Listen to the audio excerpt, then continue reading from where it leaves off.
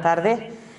Les damos la bienvenida y les agradecemos que hayan decidido asistir a este acto de presentación en colaboración con el Ayuntamiento de San Bartolomé de la obra Me voy de aquí, el primer libro de relatos de Carlos Battaglini. Carlos, para empezar, te cedo la palabra. Buenas tardes.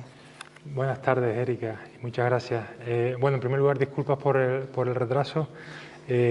Uno, cuando está todavía a estas alturas de su carrera literaria, tiene que hacer prácticamente todo, o sea que me van a disculpar los 20 minutos de retraso. En primer lugar, dar las gracias al Ayuntamiento, al concejal Isidro Pérez, y también a los técnicos que me han ayudado a celebrar el acto, en especial a María y a Cristina, y por supuesto a Erika Cerdeña. Es todo un lujo para mí que ella haya accedido a presentar el acto. Saben perfectamente quién es Erika, es presentadora de Cadena Ser Lanzarote, la escuchamos todos los días, así que también te doy a ti la enhorabuena y mi agradecimiento. Gracias, todavía llevo poco, pero amenazo con quedarme. Sí, que además te apellidé a Cerdeña y, como te dije, la Casa de la Cultura aquí se llama Casa Cerdeña, o sea que todo encaja. Oye, pues, si te parece, Carlos, reitero ese agradecimiento al Ayuntamiento de San Bartolomé, al concejal de Cultura Isidro Pérez, por apostar, como vienen demostrando, de forma constante por la cultura en este municipio y las letras, como las que hoy nos presenta Carlos Battaglini, a quien no tengo palabras para agradecer que me haya permitido el privilegio, porque para mí lo es, de acompañarle hoy aquí. No es casual que la editorial Nazarí haya decidido incluir entre sus bienes esta obra, dado su férreo convencimiento de que se pueden hacer las cosas, se pueden contar y se puede editar libros más allá de lo que dicta el actual mercado editorial.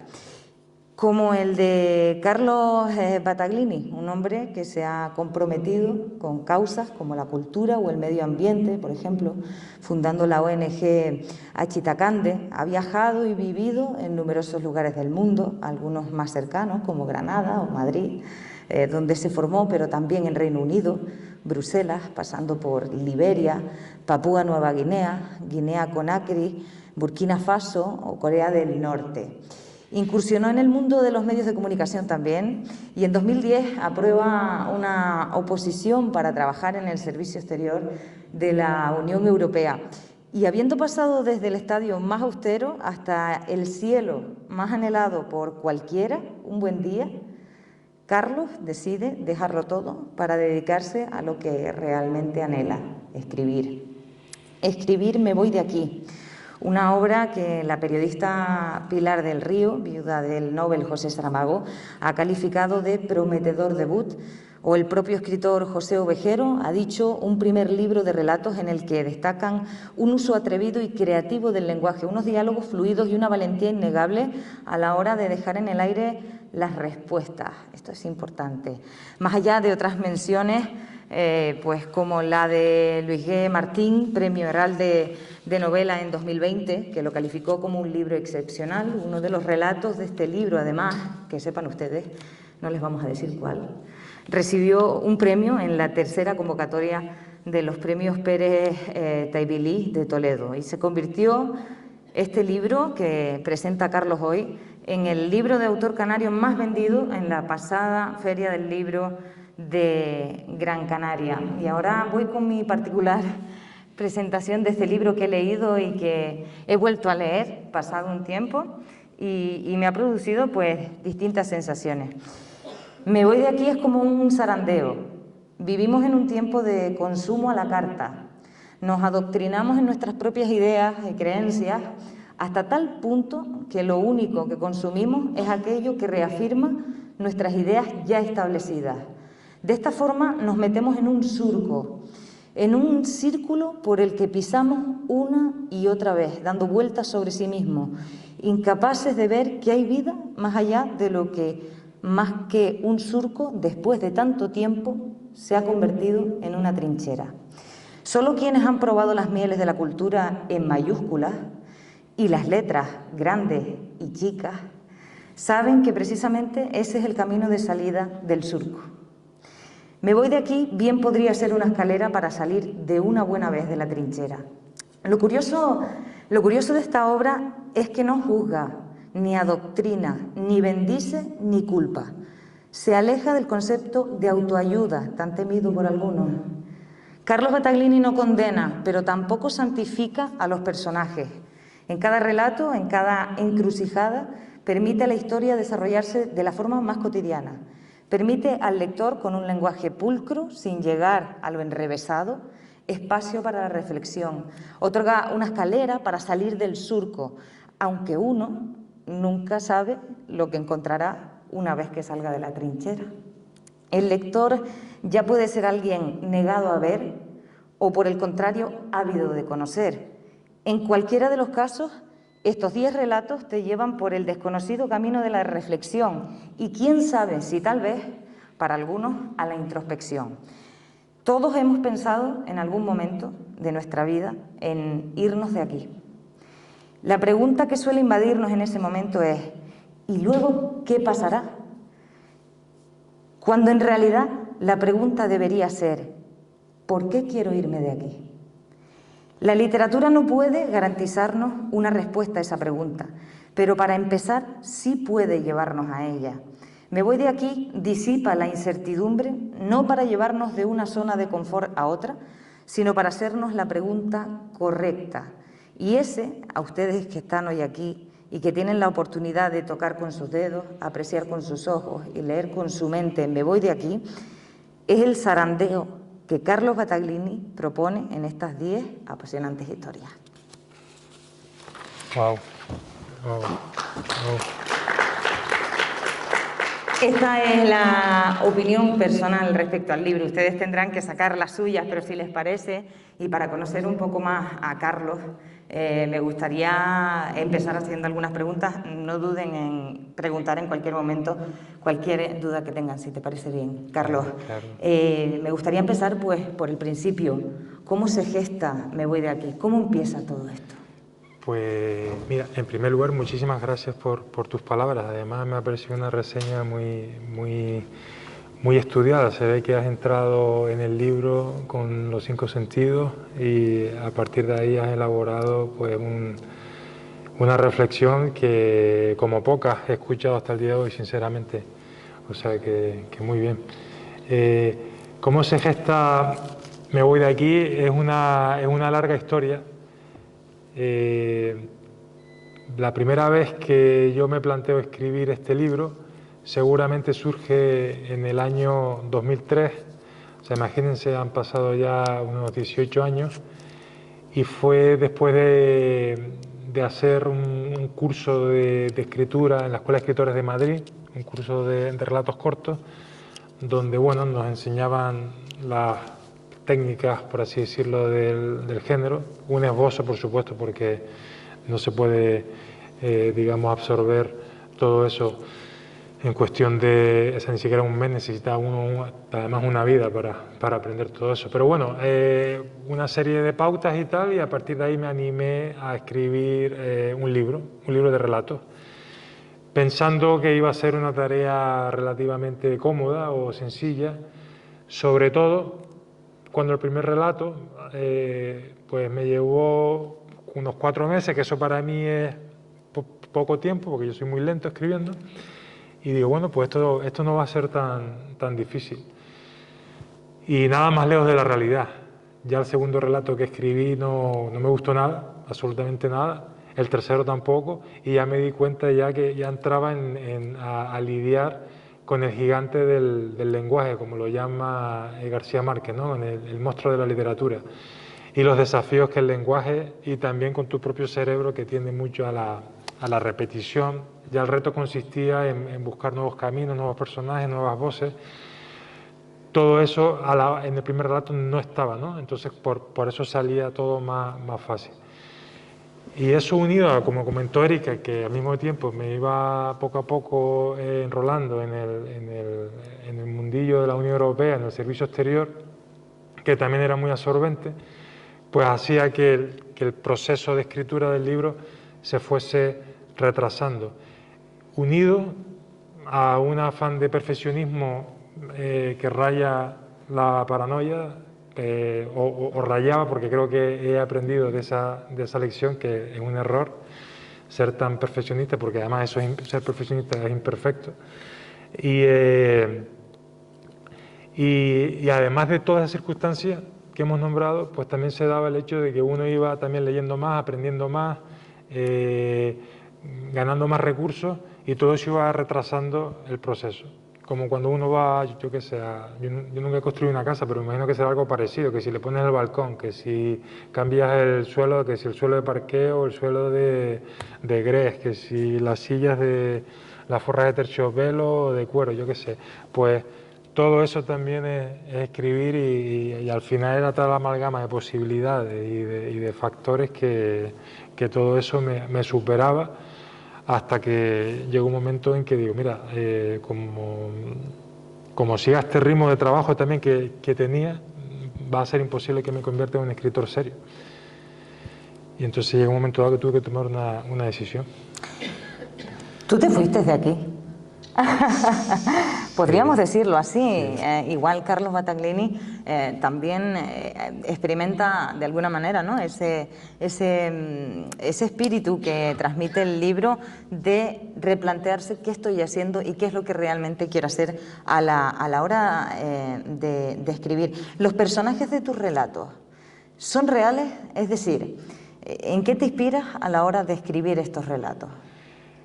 Los personajes son fragmentos o mosaicos de muchos personajes. Es decir, cuando uno crea un personaje, bueno, a veces es un personaje que uno tiene mucho en la cabeza, pero en mi caso, tú puedes elaborar un personaje, pero que tenga la personalidad de alguien que conoce, con la descripción física de otra persona que también conoce, y al final crear un personaje que es el resultado de varios personajes, y van formando uno. Eso se da mucho a la hora de crear. Los personajes del libro, la mayoría, son historias más o menos reales, que he vivido, o que me han contado, o que he experimentado, o que he recordado, pero no siempre se ajusta digamos, a los comportamientos en vida que tuvieron esta gente, sino que te pueden venir otras influencias que a la hora de la verdad lo plasman, ¿no? Pero son personajes muy reales, muy empáticos, y que son, pues, como la mayoría de los que estamos aquí hoy, y eso era también algo que me interesaba, ¿no? Reflejar nuestra condición. Reflejar la condición, y una de las reflexiones que hacía al inicio, al leer el libro, me llamaba mucho la atención, porque se suele tender somos muy tendentes, ¿no?, por cultura, a juzgar, a señalar, a encajar las cosas desde un punto de vista bueno o malo. Y somos como un poco incapaces de encontrar un término medio. Lo consigues en el libro. Dejas abiertos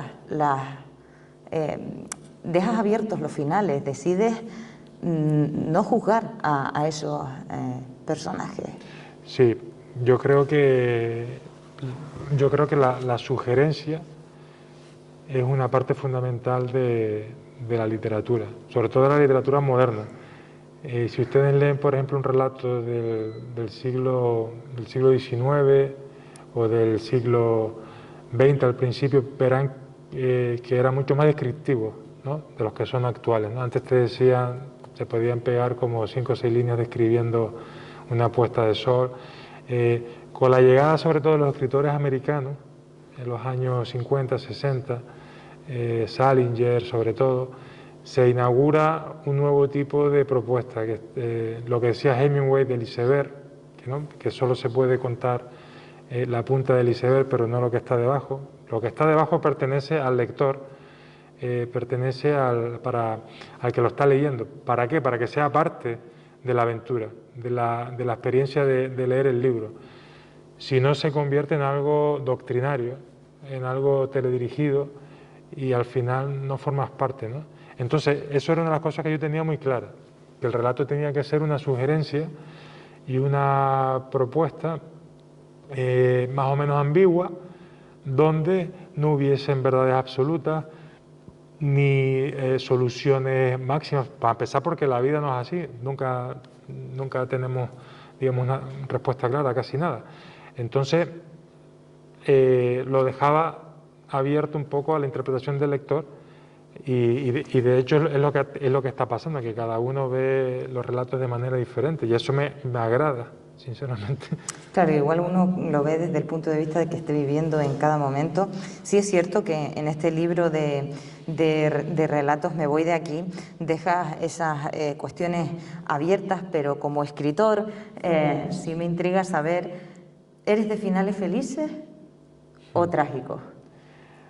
Vamos a ver, eso es una pregunta, es una buena pregunta porque el arte sin conflicto es difícil de sostenerlo.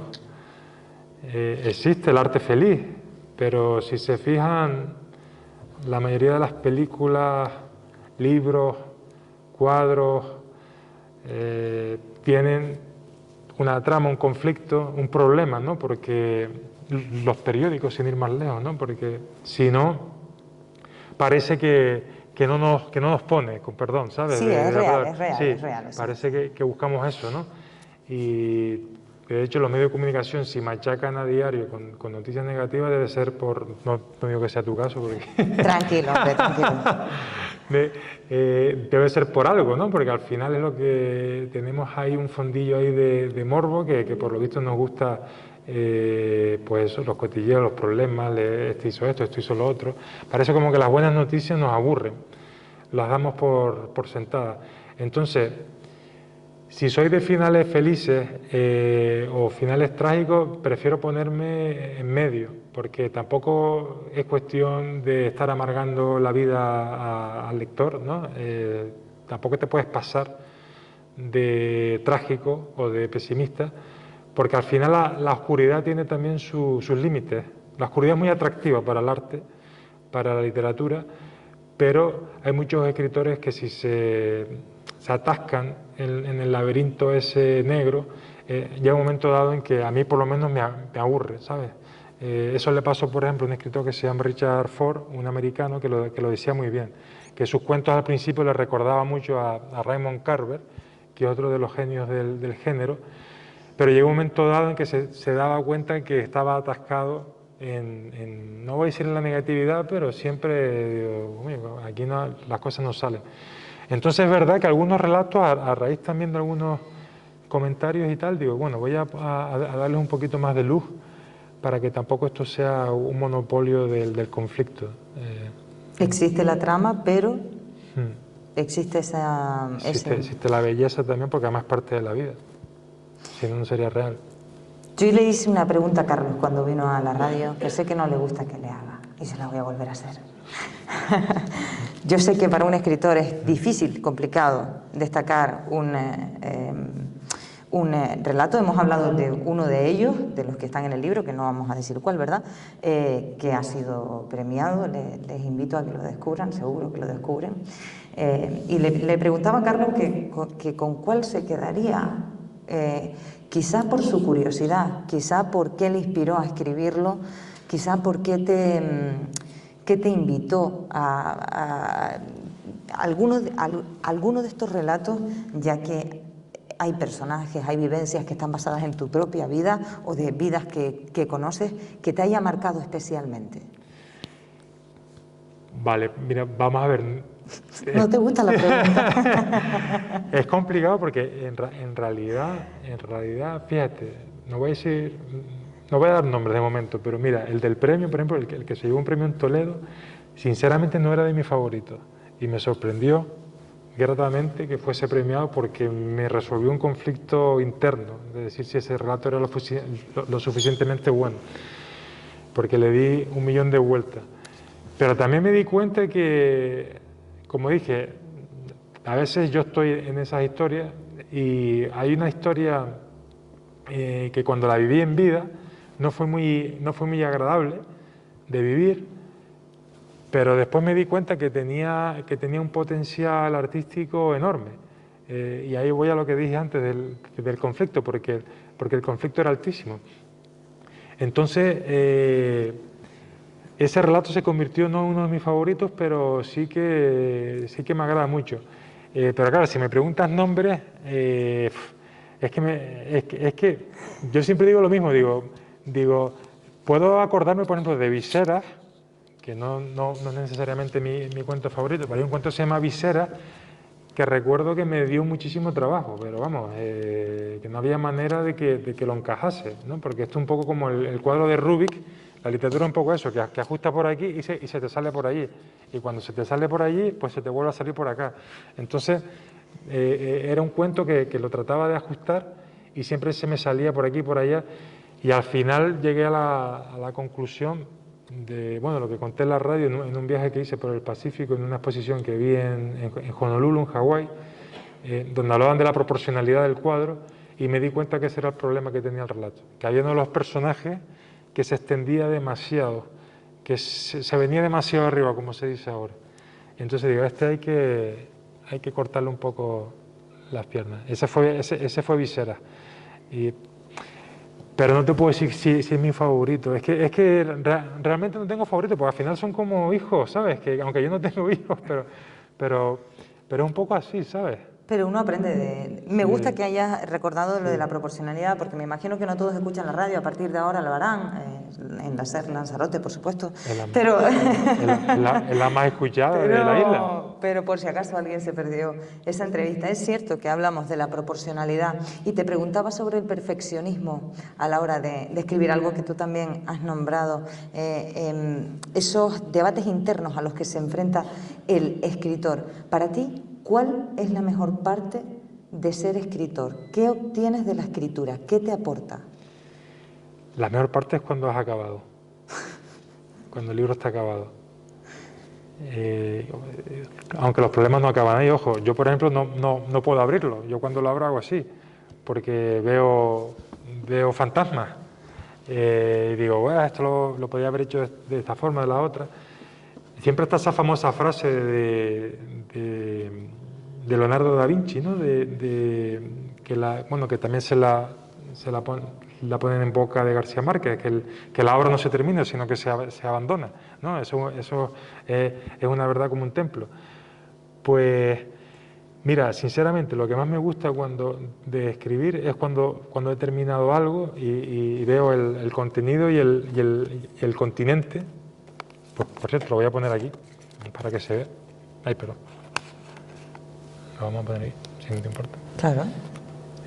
El contenido y el continente, donde uno tiene hasta una relación, no voy a decir erótica, pero Oye, que es tuyo. Que claro, ¿sabes? Te quedas así como, ¡ay, qué guay! Esto está hecho, ¿sabes? Es como si hubieses terminado, no sé, vuelvo, yo qué sé, a una casa o no voy a decir cómo acabé la carrera cuando me saqué la oposición, pero ¿sabes? Es algo que sabes tú que te ha costado esfuerzo y que al final lo has sacado. Lo que me gusta de escribir también es la libertad también que tengo en mi día a día, ¿no? A la hora de lidiar principalmente, que tampoco es fácil, conmigo mismo, básicamente. Que también buscaba un poco con eso, con mi nueva vida, ¿no? Tener un poquito de libertad y de invertir el tiempo en cosas que yo pensaba que valía más la pena que lo que estaba haciendo en determinados momentos de mi vida. Entonces, esa es otra de las cosas que no cambio por nada, ¿no? Levantarte y hacer lo que te gusta. La pregunta que te he hecho es ¿cuál es la mejor parte de ser escritor? La siguiente pregunta obvia es ¿cuál es la parte más difícil de ser escritor? ¿Qué es lo que peor llevas? La parte más difícil es que tu trabajo está expuesto continuamente. O sea, es decir, si tú cometes una errata en el libro, o la editorial no la corrigió en su momento, eso lo va a ver mucha gente. En un trabajo normal, por lo menos en mi trabajo anterior, yo cometí un error y eso lo veía pues mi jefe o mi compañero o mi compañera y ahí se quedaba, ¿no? Pero ahora todo esto es mucho más colectivo, mucho más fiscalizador, con lo cual uno no puede bajar la guardia porque siempre tiene que dar lo mejor de sí, porque sabes que en un momento dado va a ser leído, afortunadamente, por otro lado. Entonces, lo más difícil es eso, que cada movimiento cuenta, cada palabra cuenta, cada clic cuenta. No se permiten, digamos, no puedes poner vaca con B, vaca del animal me refiero, sería, imagínate, del coche sí, ¿no? Pero eso, bueno, y lo más difícil por supuesto es pues, corregir, el segundo draft, el segundo borrador suele ser también muy pesado porque construyes a partir de un caos. La hoja en blanco, que es la que tiene más fama de complicada, no siempre es la más difícil porque ahí más o menos si tienes una estructura, un esquema ya puedes tirar, pero cuando ya has hecho el primer borrador, que suelen ser un desastre, el borrador de mierda, con perdón, lo llamaba Hemingway y tiene razón. Cuando tú ves eso, ves que tienes un caos y tienes que construir a partir de un caos. Es como, volvemos a la casa, si te dan una casa derruida, ya tienes una casa más o menos, pero está hecha polvo. Entonces tienes que empezar a reformarla. Y eso es complicado. Un poquito de pasta, hombre. Ah, bueno, sí, con dinero también, pero la literatura no vale eso. Carlos, conseguiste cosas que muchísima gente anhela con conseguir. Estamos hablando del servicio exterior de la Unión Europea, estamos hablando de viajar por países exóticos del mundo, cosas con las que, bueno, y más en pandemia, soñamos muchísimo. ¿Te arrepientes de haberlo dejado todo para escribir? No, sinceramente no. Mira, ayer precisamente hablaba con una amiga que no veía desde el 2017, que fue cuando yo abandoné el servicio exterior, y fue ella un poco la que me hizo ver que ella estaba completamente metido en esta nueva vida. Por aquel entonces todavía, claro, estaba... De hecho, cuando yo abandono o dejo de lado mi carrera profesional, no fue un día feliz, por así, no me brindé con champán y nada de eso, al revés, estaba súper vacío, me encontraba súper vacío y no tenía ganas de celebrar nada, al revés, estaba como raro, muy raro. Después te das cuenta que no pasa nada, gracias a Dios, que lo importante es seguir hacia adelante y ya está. Si se cometen errores se pueden rectificar. No me arrepiento, lo disfruté mucho, que eso es otra de las cosas que... ¿Lo extrañas? Me acuerdo mucho de África, me acuerdo mucho del Pacífico, pero no lo echo de menos, no es lo mismo. O sea, se me vienen muchas veces a la cabeza imágenes de mi vida anterior, pero una cosa es acordarse y otra cosa es echar de menos. No lo echo de menos porque sé que no tenía tiempo para escribir y eso me tenía un poquito enfadado, ¿sabes? Porque todos los días ahí de 8 a 7 llegaba a mi casa hecho polvo y así es como escribía, siempre con la lengua afuera, con ojeras. Y digo, es que así no se puede. Por eso también lo que hablamos antes, del 2003 al 2020. Pero vamos, una vida preciosa, ¿eh? Por otro lado, el que quiera tirar por ahí o tenga hijos que lo animen a meterse en el mundo internacional y todo eso, es una carrera preciosa. Lo que pasa es que tú querías las letras. Sí. No sé si alguien del público quiere plantear alguna cuestión, porque si no, yo sí puedo seguir, ¿eh? Amenazo con seguir. No mucho. Simplemente, Carlos, ¿qué esperas que encuentren los lectores de Me voy de aquí cuando lean los relatos? Pues espero que vivan la experiencia, como dije antes, espero que participen de la lectura del libro, que se sientan parte, juez y parte, que sientan que no es una verborrea que se vierte sobre ellos, sino que es una sugerencia textual, por así decirlo, que busca cómplices y que busca compañeros de viaje para atravesar cada uno de los relatos. No sé si alguien... yo les animo por última vez, pero si no tienen ninguna duda, si te parece, Carlos, continuamos con la proyección del... Sí, vamos a ¿te parece?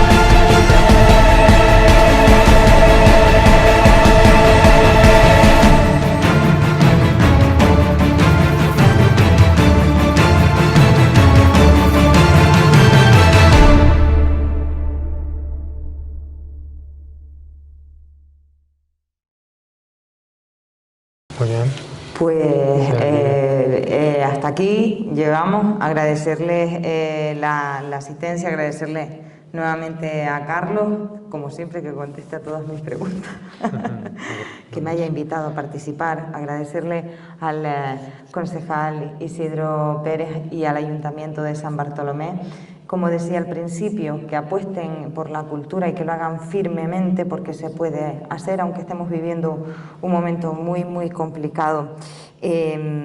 Carlos, quiero decirles que ustedes podrán, si no lo tienen ya, adquirir el libro pues una vez salgamos de aquí, y él estoy segura de que lo firmará. Bueno, al menos espero que me firme un par de ellos a mí. Sí, encantado, por supuesto. Carlos, muchísimas gracias. Muchísimas gracias a ti y a todos los asistentes. Gracias.